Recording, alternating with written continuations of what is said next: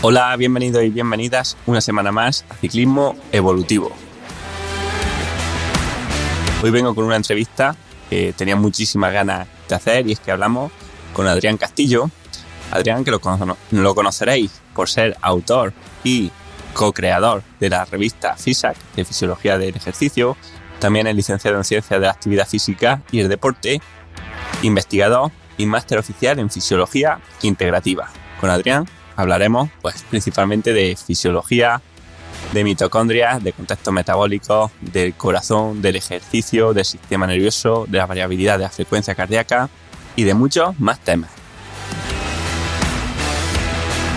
Antes de empezar con la entrevista, deciros que podéis colaborar con el podcast comprando una copia del libro La naturaleza del entrenamiento, del cual tuve la suerte de que Adrián fuese una de las personas que nos dejó una reseña para llevarla en la contraportada del libro.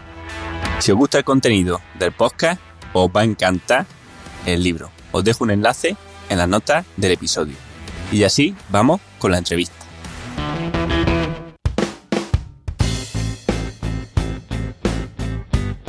Hola Adrián, bienvenido al podcast de Ciclismo Evolutivo. Muy buenas, Manu. Es para mí un auténtico honor estar aquí contigo después de todas las personalidades que han pasado en tu podcast. Un auténtico honor. Bueno, pues hoy tenemos una más. Estamos con Adrián Castillo. No sé si llamarte director, socio fundador, en fin, gerente de FISAC, la revista de Fisiología del Ejercicio, aparte de tus propias investigaciones. Pero bueno, me gustaría que te presentases tú, que lo vas a decir mejor. ¿Quién eres, a qué te dedicas y por qué te pueden conocer? Vale, yo estudié Ciencias de la Actividad Física y el Deporte en Madrid. Después fui a hacer un máster de Fisiología Integrativa a Barcelona y ahí fue donde conocí a Pedro y a Javi, que son los dos compañeros con los que fundamos FISAC, que es una plataforma de divulgación y de formación científica que tiene como objetivo no solo intentar avanzar en el conocimiento de las ciencias del ejercicio, sino en el conocimiento de la ciencia en general lo más transversal posible, por supuesto, intentando enfocarnos siempre a lo que es nuestro nicho, que es el de las ciencias del ejercicio, pero intentamos tocar temas como el cáncer, la diabetes o otro tipo de materia. Además estuve trabajando durante 4 años en el CSIC, en un proyecto que intentaba encontrar herramientas o estrategias con las que poder controlar la actividad de las células del sistema inmunitario de cara a la regeneración de tejidos. Y bueno, esa etapa se terminó, que fue una de las más bonitas de mi vida. Y ahí pues aprendí mucho sobre cuál es el papel que tiene el lactato, la hipoxia en los procesos de modulación tisular.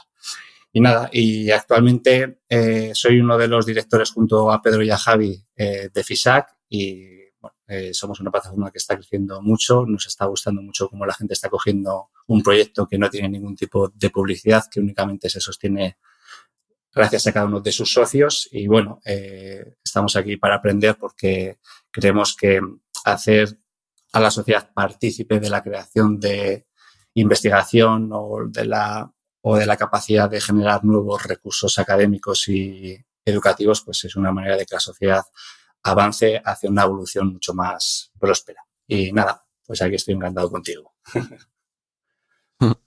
Genial.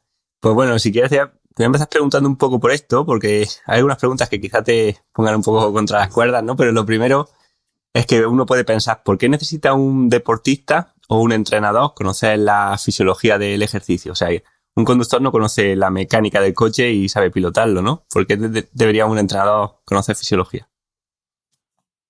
Yo siempre digo que cuando me pongo a entrenar, lo que más necesito es estudiar, porque si no conocemos cuáles son los conceptos básicos de la fisiología, de cómo oxida sustrato una mitocondria, de qué funciones tiene el lactato dentro de nuestro sistema, de por qué el sistema nervioso es uno de los principales determinantes de nuestro rendimiento y también de nuestra salud, de por qué el lactato puede ser un elemento nocivo en el cáncer y puede ser un elemento muy beneficioso en el músculo cuando se contrae. Conocer las bases de la fisiología nos da herramientas para tomar decisiones en función de lo que queremos conseguir. si no vamos un poco a ciegas. Si conocemos cuáles son los pilares sobre los que se sustenta el ser humano y su conocimiento, podemos tomar decisiones que nos ayuden a ir hacia una dirección determinada, porque si no es un poco el ensayo prueba y error. Nosotros tenemos que beber de todas esas fuentes que han intentado analizar cómo se comporta el ser humano para poder hacer que las adaptaciones que queramos que se produzcan en función del entrenamiento que estemos haciendo tengan un sentido fisiológico. Y yo creo que muchas veces pecamos de ir hacia la receta cuando no sabemos la base para hacer toda esa receta. Necesitamos saber cuáles son los ingredientes que estamos cocinando para tener un buen plato final. Y yo creo que en ese sentido, el conocer las bases de la fisiología es fundamental para poder tomar decisiones hacia una dirección fundamentada. Me gusta. No sé qué opinas tú de esto. No sé quién es... Sí, no sé quién escribió una frase que compartí hace poco que decía: quien conoce los principios podrá utilizar cualquier método. Quien no conoce los principios fracasará con cualquier método. No es un poco esto. O sea, absolutamente. El que solo sabe una receta, la receta no le va a servir para nadie, ¿no? Tienes que saber cómo se interrelacionan los componentes entre sí a la hora de hacer recetas adecuadas para cada cliente, entre comillas. Bueno, ¿nos podrías dar, Adrián, una breve guía de algunos conceptos así fisiológicos que al menos tengamos que conocer o aprender para tener las cosas más claras? Bueno, yo creo que es muy interesante conocer cuál es la función que tienen nuestras mitocondrias, que son las de fabricar energía mediante los procesos de oxidación, que pueden producir energía a través de la oxidación de glucosa, de lactato y de ácidos grasos. Creo que es muy interesante y que es muy desconocido, que esto creo que después profundizaremos un poquito más, sobre qué papel tiene el sistema nervioso en la modulación de las vías energéticas. Es decir, nuestro sistema nervioso, que es el principal garante de nuestra supervivencia, consume una gran cantidad de energía y si no tenemos esto en cuenta, muchas veces pasaremos por alto que si estamos estresados o si estamos enfermos o si estamos en un proceso de sobreentrenamiento, nuestra capacidad de generar recursos energéticos con el músculo se va a ver deteriorado. Es decir, nosotros tenemos que ser conscientes de que el sistema nervioso es el principal regulador de todo nuestro metabolismo. Si eso lo pasamos por alto, pasaremos por alto el que es el principal determinante del rendimiento humano. Entonces, creo que conocer qué hace la mitocondria y conocer o analizar o valorar cuál es el estado de nuestro sistema nervioso nos puede ayudar a entender mejor cómo podemos mejorar nuestro rendimiento. Y creo que más allá de estos dos conceptos que quizás puedan ser un poquito más abstractos, creo que como entrenadores y como deportistas hay un concepto o hay una herramienta o hay un estado fisiológico que pasamos muchas veces por alto y es el del sueño y que creo que es fundamental para mejorar el rendimiento. Es decir, nosotros dormimos menos de lo que necesitamos y menos valoramos el poder del sueño de cara a mejorar nuestra salud y a mejorar nuestro rendimiento, porque muchas veces nos vamos a pequeñas herramientas que sí que pueden ser muy eficaces a la hora de mejorar la recuperación de un deportista, pero pasamos por alto quizá la más potente para mejorar la salud y para mejorar el rendimiento de los deportistas, que es mejorar la calidad del sueño e incrementar esas horas de sueño diario. Entonces, conocer qué es lo que hace la mitocondria para así valorar cuáles pueden ser las diferentes zonas de entrenamiento, conocer o analizar o poder valorar cuál es la actividad de nuestro sistema nervioso y después conocer y valorar cuál es la calidad y la cantidad de nuestro sueño. Creo que son tres pilares fundamentales por los cuales empezar a construir un proyecto deportivo con garantías. Conforme decía lo del sistema nervioso, se me ha ocurrido un símil que además viene bien para nuestra siguiente pregunta, porque igual que sé que a ti también te gusta estudiar cosas que no son solo de deporte, sino que al final aplica a otros campos, y se me ocurría que, por ejemplo, en un bosque tenemos la red de un tipo de árboles, ¿no? Imagínate los pinos, luego interrelaciona con la red del insecto, de la oruga que se come la cícula, luego tiene al pájaro que se come a la oruga. O sea, son redes que se conectan con otras redes y luego tendríamos una red que conecta casi todo, que son los hongos, ¿no? Por el subsuelo, que al final los conecta a todos, que se podría asemejar un poco a lo que hace el sistema nervioso, ¿no? Está en contacto con todas las redes fisiológicas. ¿Por qué lo digo? Porque tiene un artículo que me gustó mucho, que dice, no existen moléculas buenas o malas, sino contextos metabólicos, ¿no? Entonces me gustaría preguntarte por esto, o sea, ¿a qué te refieres con que lo que importa son los contextos metabólicos en los que están estas moléculas? Esto que has dicho tú es sumamente interesante porque es raro encontrar a profesionales como tú que beban de tantas fuentes, de la ecología, de la biología, del humanismo, de la filosofía, y creo que históricamente el mundo de la patología, el mundo de la salud, ha estado demasiado separado de la parte del rendimiento. Y ya, por supuesto, si hablamos de la ecología y de todas estas áreas de conocimiento que nos parecen muy lejanas, pero que en realidad deberían ser parte de nuestra vida cotidiana para mejorar en los procesos de educación y en los procesos de generar mejor conocimiento, es muy interesante que dos mundos que deberían estar íntimamente relacionados, como el de la salud o el de la enfermedad y el del rendimiento, históricamente siempre han estado separados, y te voy a poner un ejemplo para intentar contextualizar esta pregunta que tú me has hecho, que creo que es muy interesante. Cuando yo entré a trabajar en este laboratorio que es de patología experimental, es un laboratorio en el que se analizaba la enfermedad, y muchos de los procesos o muchos de los marcadores que se utilizaban para valorar el estado de enfermedad de un tejido o de un ratón eran marcadores típicos como el lactato, hipoxia tumoral, hipoxia tisular y L6, es decir, marcadores que en un contexto de patología indican gravedad de la lesión.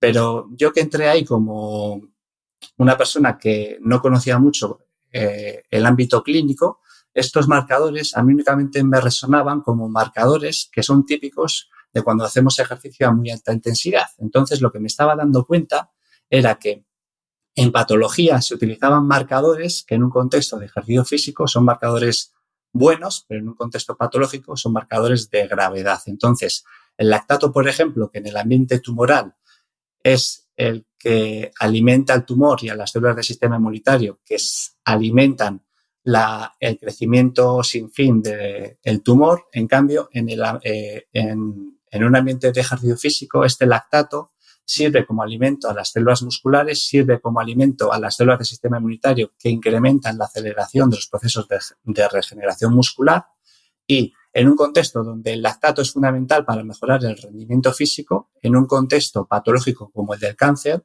este lactato incrementa los procesos de malignidad. Entonces, las moléculas en contextos diferentes hacen cosas diferentes, y creo que es interesante conocer la fisiología básica para saber que precisamente el lactato está haciendo lo mismo en el cáncer que en el tejido muscular. Lo que ocurre es que el contexto es diferente y la velocidad o el sentido que toma la función que está haciendo el lactato en el ambiente tumoral es el del crecimiento tumoral y el de alimentar al tumor, y el lactato en un ambiente como puede ser el del ejercicio físico o el del músculo está alimentando al músculo y está haciendo que ese músculo se regenere de una forma más óptima. Las moléculas debemos entenderlas como moléculas que tienen una función biológica, no que tienen una función positiva o una función negativa. Todo en la evolución y todo nuestro organismo adquiere una función que sí o sí tiene, sí o sí estas moléculas o estas vías de señalización tienen un sentido evolutivo. Por eso el lactato no es ni bueno ni malo, sino que responde a una necesidad biológica que el sistema adquiere en un determinado momento.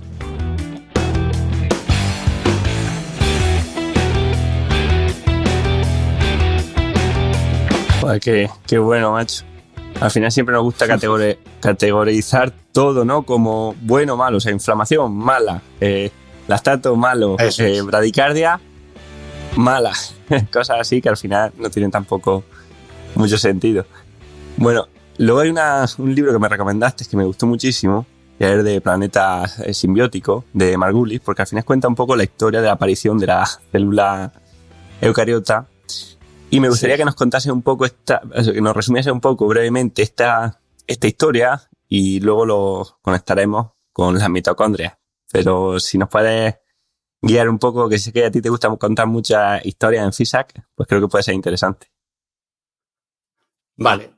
Este es un tema que me apasiona y antes de nada vamos a dejar claro cuál es la diferencia entre las células procariota, que son células que no poseen núcleo, y las células eucariotas, que son células que poseen núcleo y que además tienen orgánulos, como por ejemplo son las mitocondrias.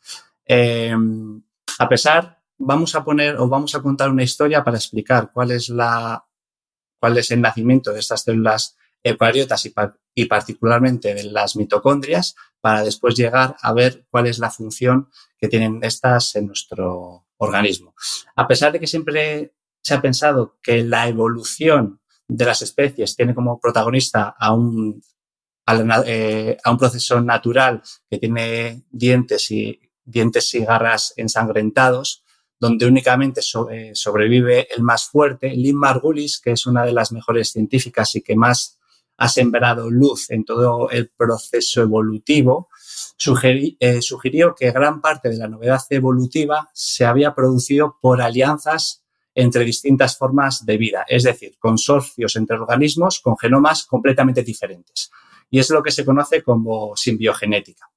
Entonces, ella sugirió que el origen de las células eucariotas fue el resultado de la integración evolutiva de comunidades bacterianas que empezaron a trabajar de una forma conjunta. Este acto se dio en un momento crucial de la Tierra, cuando se comenzó a acumular oxígeno en la Tierra, que era un elemento sumamente tóxico para la vida. Diferentes organismos se aliaron para hacer frente a este cataclismo ambiental. Entonces, las células que componen todos los animales y todas las plantas surgieron de este colapso ambiental porque empezaron a asociarse. Unas células adquirieron a otras, en este caso un tipo de bacteria muy particular que después pasaron a ser las mitocondrias, que se encargaron de oxidar o de utilizar ese oxígeno para producir energía, y ese cataclismo ambiental, que era la acumulación de oxígeno, fue utilizado por estos organismos de forma simbiótica para poder utilizar este oxígeno para la producción de energía. Margulis mostró que los ancestros de las mitocondrias fueron bacterias de vida libre y que evolucionaron a partir de los simbiontes bacterianos llamados protobacterias, de tal manera que lo que era un colapso se convirtió en una ventana de oportunidad para acelerar los procesos de evolución. De esta manera surgieron las mitocondrias, que son los orgánulos encargados de oxidar los sustratos, como pueden ser la glucosa, el lactato o las grasas, con el objetivo de producir energía. Estas bacterias pasaron a ser parte de un organismo, de un ente mayor que ellas mismas, y esa forma de cooperación y esa forma de comunicación entre ellas dieron a lo que es lugar hoy actualmente las células que componen los principales organismos, tanto animales como vegetales. Esta sería más o menos, de forma muy resumida, cuál es la historia de las células eucariotas, que se la debemos a una de las mejores científicas que hemos tenido en los últimos tiempos, que es Lynn Margulis, que es un absoluto espectáculo poder leerlo.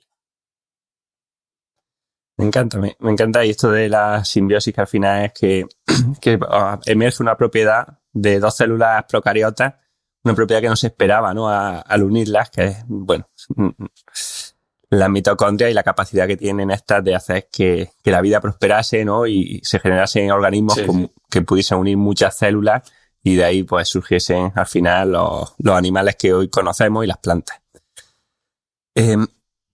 ¿Por qué son tan importantes estas mitocondrias para el deporte de resistencia? Porque hablamos tanto de ellas. Bueno, las mitocondrias son como nuestras fábricas de energía. Entonces, si tenemos una buena salud mitocondrial, si preservamos la función de estas mitocondrias, significa que nuestros músculos serán capaces de generar energía de una forma óptima. Sería como todas las pequeñas piezas que componen nuestro motor.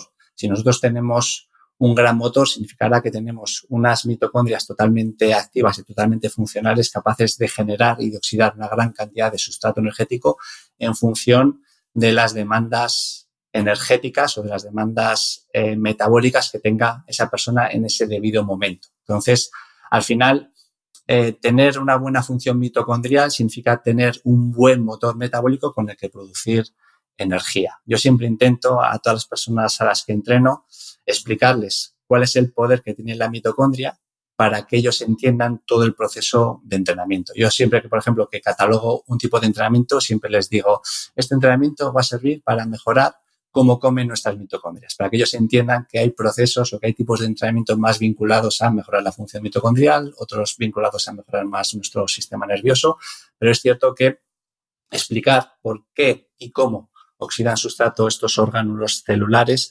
ayuda a entender el proceso de entrenamiento. Sí, lo único que esto de etiquetar los entrenamientos, ¿no? Con la adaptación que buscamos, un poco, no sé yo, a mí me cuesta porque al final es toda una red, ¿no? Es imposible. Absolutamente. Son artimañas que utilizamos para personas que quizá no tengan los conocimientos necesarios, que puedan ver qué tipo de entrenamientos se van a encontrar o qué tipo de estímulo van a requerir. Pero está claro que cuando haces un tipo de entrenamiento no estás utilizando una única vía energética. Eso es impensable, pero es cierto que muchas veces se intentan encontrar fórmulas más semánticas que funcionales con el objetivo de mejorar los procesos de educación de cara a entender todo el proceso de entrenamiento. Pero llevas toda la razón, no un tipo de entrenamiento sirve para mejorar únicamente una capacidad fisiológica, porque eso no es así, vaya. Bueno, y después de decirnos las bondades de las mitocondrias, dinos cómo podemos mejorarlas, tener más y aumentar su funcionalidad.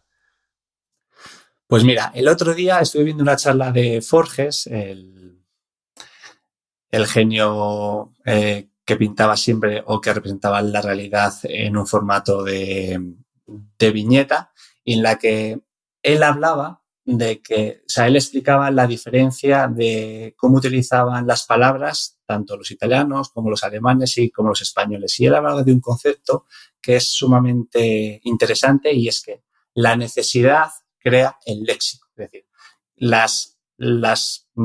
cómo nos comportemos nosotros y los hábitos que tengamos nosotros en nuestro día a día creaba la forma en la que cada uno de nosotros utilizamos las palabras. Pues de la misma manera, si llevamos esto a la fisiología, la demanda, nuestros niveles de actividad física crea la estructura. Entonces, si un ser humano se mueve mucho, demanda mucho oxígeno y demanda mucha energía, ahí aparecen las estructuras hacia un determinado horizonte u otro. Es decir, si queremos mejorar la función mitocondrial sabiendo que la mitocondria se encarga de oxidar sustrato energético en función de lo que requiere el músculo, si queremos mejorar la función mitocondrial tendremos que aumentar el volumen de actividad física o de entrenamiento. La mitocondria únicamente responde a estímulos fisiológicos. Si necesita nuestro organismo una gran cantidad de energía, responderá oxidando mucho sustrato energético. Entonces, es tan fácil como pensar cómo podemos mejorar la capacidad oxidativa de la mitocondria incrementando nuestro volumen de entrenamiento o incrementando nuestros niveles de actividad física, porque no todos queremos ser Kylian Jornet para tener las mejores mitocondrias del mundo, pero si queremos mejorar la capacidad mitocondrial de una persona que se pasa 8 horas sentado delante de un ordenador, quizá el mejor estímulo para mejorar esos procesos de biogénesis mitocondrial y esa mejora de la función mitocondrial sea incrementar el volumen de actividad física, que es un poco lo que va en contra de las dinámicas de evolución de la sociedad actualmente, que apenas nos movemos. Pero si queremos mejorar cómo oxidan las mitocondrias, tendremos que incrementar las demandas energéticas que nosotros tenemos en nuestro organismo. Volumen de entrenamiento y a una intensidad en la que las mitocondrias puedan oxidar de una forma muy dinámica. Por ejemplo, estamos hablando que muchas de las mejores mitocondrias del mundo, que son las de los esquiadores de travesía, estas personas pueden llegar a acumular un volumen al año de más de 500 horas de entrenamiento específico y el 90% del tiempo lo pasan por debajo del umbral del lactato. Al final, esto se resume en volumen de entrenamiento. El caso está qué capacidad tenemos los seres humanos actualmente para acumular un gran volumen de entrenamiento si vivimos inmersos en una sociedad que apenas nos permite vivir.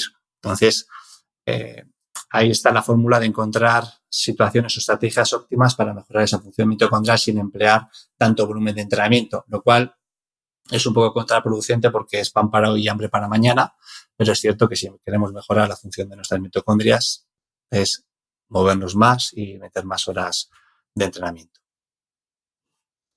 Exactamente, al final es que para lo que hemos evolucionado, es lo que nuestra mitocondria o lo que nuestro organismo espera, y todo lo que no sea darle lo que espera, pues ya es un estresor. A mí veo gente, ¿no?, muchas veces que nos dice, oye, es que la dosis de entrenamiento recomendada es media hora al día, o según la OMS, 3 horas a la semana o 2 horas a la semana, en función de la edad que tengas, ¿no? Y al final parece que siempre lo vamos bajando, ¿no? Como incluso le tenemos miedo a una cosa que he hablado muchas veces contigo, ¿no? Este concepto que ha surgido quizás en la última década, de cardio crónico, entre comillas, ¿no? Como el miedo a hacer demasiado ejercicio de resistencia, pero hablando también de una dosis de entrenamiento que son realmente bajas, ¿no? O sea, el miedo a hacer media hora de carrera continua. Y tú tienes unos webinars muy interesantes sobre la salud cardiovascular, y en uno nos explicas, ¿no?, que los seres humanos hemos evolucionado para el deporte de resistencia. ¿Podrías darnos algunos detalles sin entrar en profundidad, pero de por qué el corazón del ser humano está tan adaptado al deporte de resistencia? Pues es algo sumamente interesante que me ha servido a mí para entender por qué yo, por ejemplo, pasaba muchas horas sentado, iba a entrenar 1 hora al gimnasio, pero no mejoraba o no me encontraba todo lo bien que yo esperaba que me iba a encontrar con 1 hora de entrenamiento. Los seres humanos tenemos una estructura que está diseñada para moverse, nuestras mitocondrias están diseñadas para oxidar de forma recurrente, y ahora pues vamos justo en la dirección contraria. Pero nuestra evolución, y leer a los que realmente saben, como por ejemplo Arzuaga, nos enseña que el ser humano tiene estructura y que tiene función para conseguir acumular una gran cantidad de volumen de actividad física durante largos periodos de tiempo. Y esto tiene que ver con dos capacidades con una capacidad que ha adquirido el ser humano a lo largo de la evolución en ese proceso de pasar de 4 patas a la bipedestación, en la que cuando nosotros perdimos el vello corporal, fuimos uno de los pocos animales que somos capaces de sudar. Entonces nosotros somos unos animales que cuando incrementamos nuestros niveles de actividad física, o por ejemplo tenemos que perseguir a un animal o tenemos que hacer una caminata muy larga, el hecho de perder el vello corporal nos ha permitido incrementar las tasas de sudoración. El hecho de disipar el calor ha permitido que nos deshagamos de ese calor que pone en jaque a nuestra fisiología interna. Somos capaces de disipar el calor, entonces nos termorregulamos mucho mejor que otros animales. Y además hay algo sumamente importante que tiene que ver con la respiración. Nosotros somos uno de los pocos animales que ha conseguido desacoplar su respiración al patrón locomotor. Es decir, la mayoría de los animales, la mayoría de los mamíferos, por cada ciclo de locomoción, inspira y respira, es decir, hace un ciclo respiratorio. Nosotros somos uno de los pocos animales que a medida que incrementamos la velocidad de la marcha, no incrementamos de forma proporcional la tasa de respiración. Al final, la tasa de respiración sirve también para disipar el calor y perder ese calor que pone en jaque a nuestra fisiología. El problema está que cuando incrementamos la tasa de respiración, la frecuencia respiratoria, los músculos respiratorios gastan mucha energía, y si incrementamos mucho la velocidad de marcha, y si esto incrementase de forma proporcional la tasa o la frecuencia respiratoria, gastaríamos mucha energía en ese proceso y no podríamos mantener velocidades regulares durante una gran cantidad de tiempo. Entonces, el resto de animales, a medida que incrementan la velocidad de locomoción, incrementan su frecuencia respiratoria, que es necesaria para ellos para disipar el calor, porque ellos tienen mucho vello corporal. Ellos gastan mucha energía en ese proceso y tienen que disminuir de una forma muy rápida esa velocidad de locomoción. Pero nosotros podemos mantener velocidades más o menos constantes durante una gran cantidad de tiempo, porque podemos disipar el calor, porque no tenemos vello corporal y porque no aumentamos mucho la frecuencia respiratoria a pesar de que podamos incrementar mucho la velocidad de locomoción. Y esto es sumamente interesante porque nos ha permitido, por ejemplo, cazar por agotamiento. Nosotros podemos mantener durante largas jornadas, podemos movernos durante largas jornadas persiguiendo a una presa. Ahora ya no, porque no nos toca cazar, pero históricamente sí lo hemos podido hacer porque disipamos el calor a través de la piel y no tenemos la necesidad de disminuir la marcha por ese incremento de la frecuencia respiratoria que no se da en los humanos, por ese desacoplamiento de la locomoción con la frecuencia respiratoria, y esto hace que nuestra estructura esté diseñada para soportar grandes cargas de actividad física durante largas jornadas. No necesariamente muy intensas, pero sí podemos ir al trote o caminar durante un periodo de tiempo muy prolongado porque nuestra fisiología así lo permite, en comparación con, por ejemplo, otros animales como los chimpancés.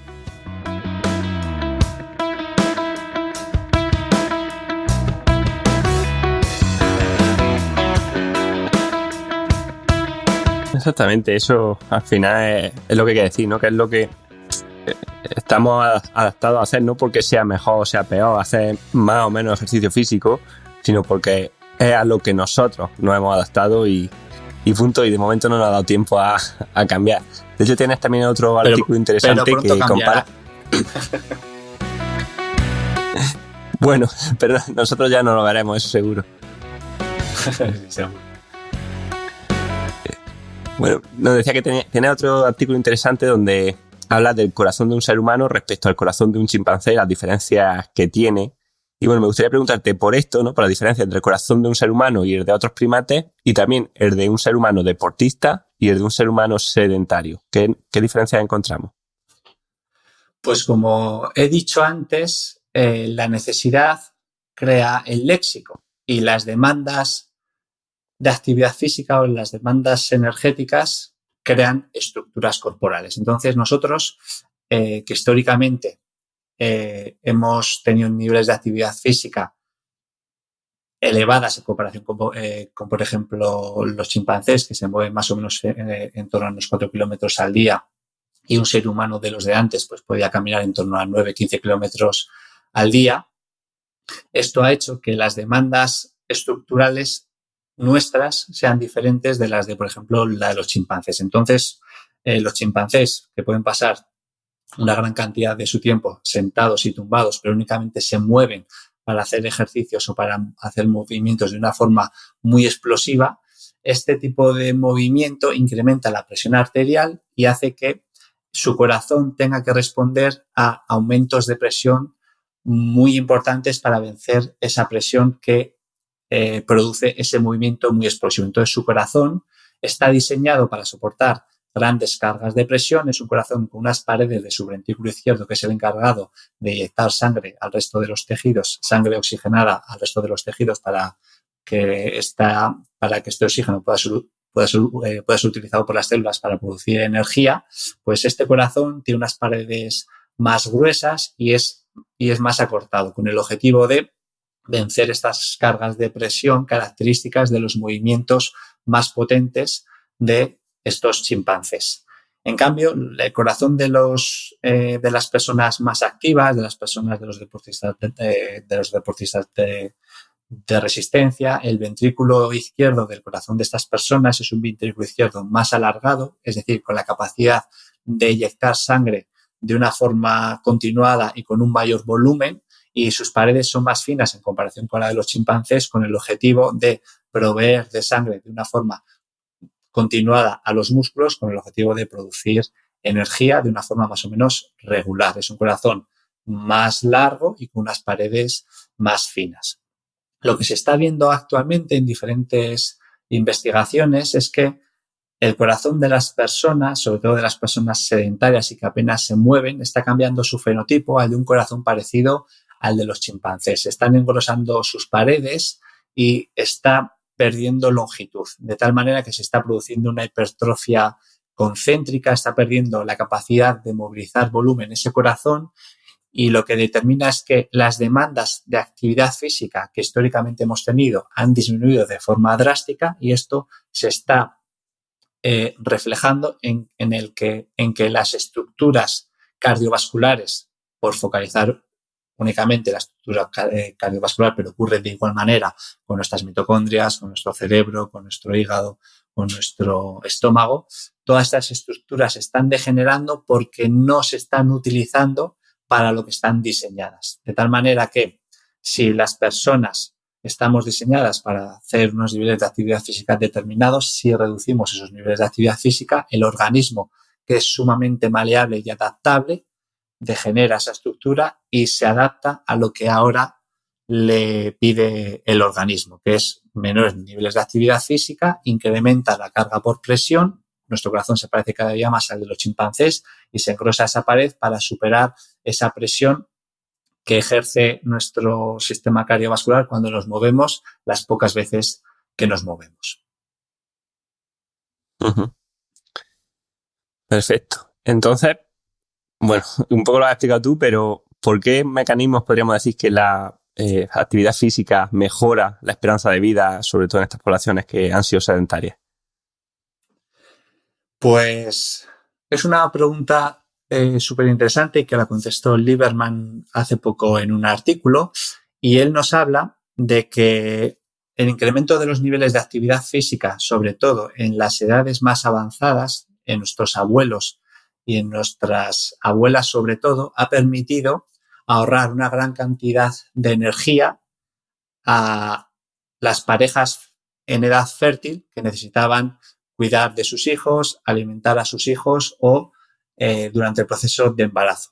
Es decir, las abuelas se encargaban de cultivar, de recolectar, de llevar o de hacer las labores del hogar diarias. Esta energía la ahorraban a sus hijas y las hijas únicamente se tenían que encargar de todo el proceso reproductivo y después de la lactancia, que es un proceso que requiere una gran cantidad de energía. Entonces, movernos mucho, sobre todo en edades muy avanzadas, ha propiciado que los seres humanos hayan multiplicado su descendencia porque nuestros abuelos vivían más y mejor. Entonces, esta mejora de la salud se debe a que mayores niveles de actividad física alteran nuestra fisiología y desencadenan procesos de reparación y de regeneración tisular que tienen un alto coste energético. Esto hace que este incremento de los niveles energéticos necesarios para los procesos de reparación que tienen lugar después de la actividad física, esta energía no se